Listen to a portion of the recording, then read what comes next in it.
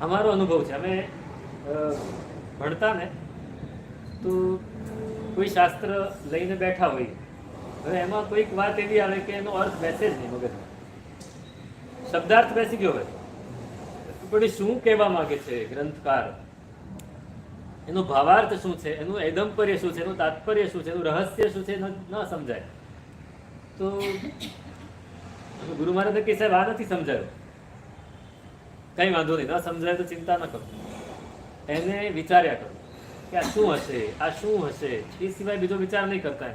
તમે લઈને બેસો કલાક, અડધો કલાક, પોણો કલાક એના મગજમાં રાત્રે પણ વિચારજો. રાત્રે સૂતા પહેલા વિચારીને સૂઈ જજો.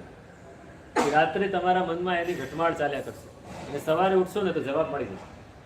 અને એવું 1000 વાર બન્યું છે કે અમે રાત્રે એ લઈને બેઠા હોઈએ એટલે મનમાં વિચારતા હોઈએ કે આનો શું અર્થ છે, આનો શું અર્થ છે, આ શું કહેવા માંગે છે.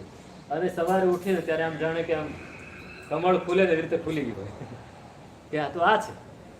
તો આનું રહસ્ય તો અહીંયા સમાયેલું છે. અને પછી બીજે દિવસે પૂછીએ ગુરુ ભગવાનને તો કે બરાબર તમે આ ગોતી લીધું.